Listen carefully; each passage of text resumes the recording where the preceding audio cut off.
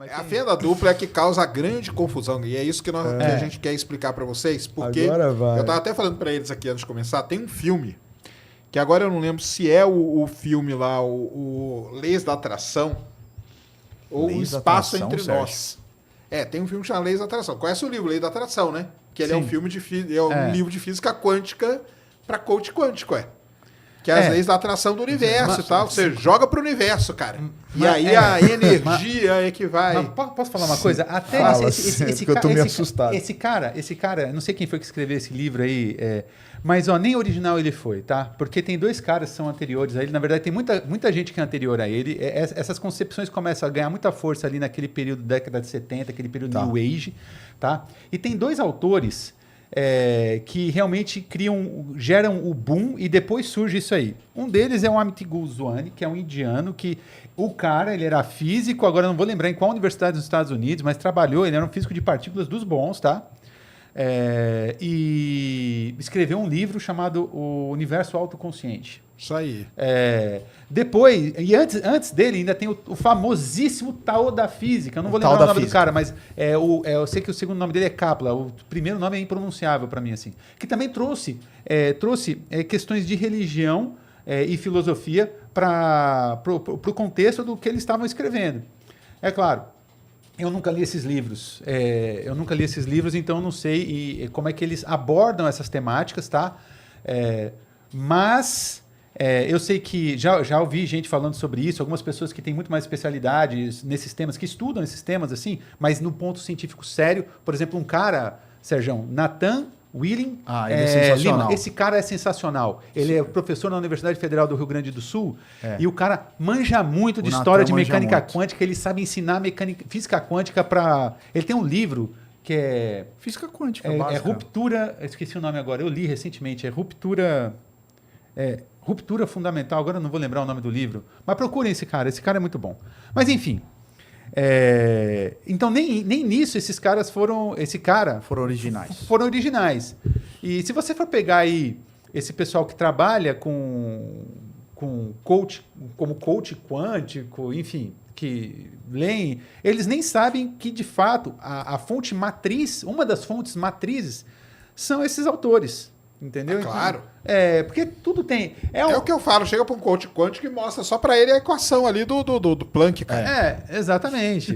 Enfim. Não vai rolar. Enfim. Mas, vamos lá, chegou aí na fenda dupla aí? Aí você explica a fenda dupla aí. Várias figurinhas vamos aí, junto, tem pô. um vídeo legal, talvez, não sei se vocês querem ver pelo vídeo, ou tem uma figura ali que eu te mandei antes, Cris. Isso aí já ilustra legal. Isso já ilustra legal, que é o seguinte. O que acontece? Então você tem um feixe, você tem uma fonte luminosa. Então vamos lá, você precisa de uma fonte que emite... Só que vamos falar em fonte, não vamos falar em fonte luminosa, vamos falar de fonte de elétrons, porque a gente consegue emitir elétrons, que são partículas, certo? Então você tem um feixe de elétrons que passa aqui, tá? E ele vai atravessar essas duas fendas. A partir do momento que eles chegam sob essas duas fendas, eles vão difratar, só que... Que aí é a difração que o cara lá já tinha provado. Exato. Só que aí, quando difrata aqui, sob essas duas fontes, é claro, aqui é como... a partir do momento que eles passam por essas fendas, é como se fossem... Uma nova origem. Uma nova origem. Isso. E aí eles vão interferir. Essas ondas emitidas por essas duas fendas, elas vão interferir uma sobre a outra e me criar um padrão de interferência como está ali no fundo. Sim. O que é um grande what the fuck na cabeça das pessoas? É que feixes de elétron têm esse comportamento. Só que tem uma outra coisa que quebra, cara. Porque quando eu pego e vou, então, querer identificar, colocar um aparato experimental tal qual eu consiga medir o elétron propriamente dito. Posso falar um negócio antes, Pode. César? É importante ressaltar do porquê das duas fendas. Vamos comentar isso aqui. Para exatamente produzir o padrão de interferência. Então, o que acontece? Se o elétron se comporta como uma onda, Sérgio, então ele é uma partícula, mas ele se comporta como uma onda. Então é como se fosse jogar duas pedrinhas na água, joga duas pedrinhas ao mesmo tempo, e você vai criar nessas duas pedrinhas o padrão de interferência. Certo. Então, repara aqui. Que pode ser construtivo ou não. Ou destrutivo, exatamente. Obrigado. Isso. Então é importante, porque assim. Então, e aí que é o lance que o César vai falar agora. Quer dizer, o elétron está se comportando como uma onda. Puxa, difratamos, olha lá. A gente está vendo um padrão de interferência. Construtiva, destrutiva. Construtiva, destrutiva. Caramba, onda faz isso? Que demais. Então você está provando... Só que você jogou um elétron. Exatamente. Que é uma partícula. Você está provando ali, experimentalmente, a questão dual. Sim. Do comportamento do elétron. Aí entra o que o César vai falar. Então vamos lá, só para o pessoal entender. Você está emitindo uma partícula... E na hora que ela passa ali, ela se comporta como uma onda. Exatamente. É como se você jogasse uma bolinha de gude por um pedaço, por um buraco, e do lado de lá aparecesse luz. Como é que desgraça é essa? Entendeu? É mais uma analogia aqui bem mais simplificada. Enfim. Agora entra o que você vai falar. Exatamente. A questão é a seguinte, a gente sabe que trata-se de feixes de elétrons e, a princípio, a gente tem o entendimento de que feixe de elétrons é constituído por partículas. Né? Seriam constituídos por partículas. Então, eventualmente...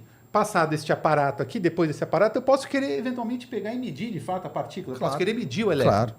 E aí eu monto um aparato, certo? Entre essas fendas aqui e essa coisa aqui, esse anteparo. Aqui, esse anteparo, obrigado, estava tentando achar a palavra anteparo. Esse anteparo final aqui. E medir, de fato, a partícula. Porque enquanto ele está se comportando como onda, eu não consigo medir posição, não consigo medir nada, né? São ondas. Ondas, eles não têm posição bem definida, né? Mas então eu vou lá e quero medir a partícula propriamente dita. Quando eu pego e faço isso, o que acontece? O padrão de interferência some. Enfim... ele passa a se comportar, aí o elétron, ele passa a se comportar... Como elétron mesmo. Como partícula mesmo. Como partícula mesmo. Então... Fica aquela. Isso faz nascer um... Eu não sei nomear isso, mas faz nascer toda uma questão que está muito dentro do contexto da criatividade do ser humano, de que o observador cria a realidade.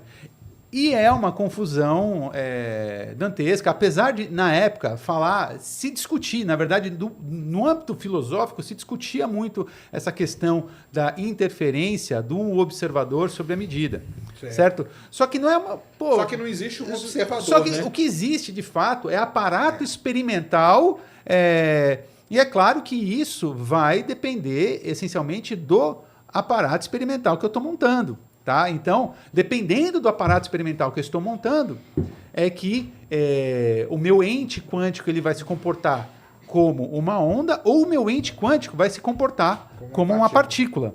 Certo? E aí, como eu falei, surge aí o princípio, em cima disso surge o princípio da complementaridade e tudo mais e tal. Só que se cria uma grande confusão em cima disso, se cria uma grande nuvem de confusão em cima disso.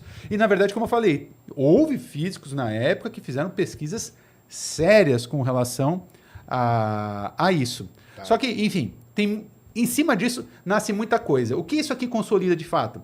É a existência de uma onda de matéria. Que era o de Broglie. Então, realmente está confirmado. Está confirmado, está comprovado.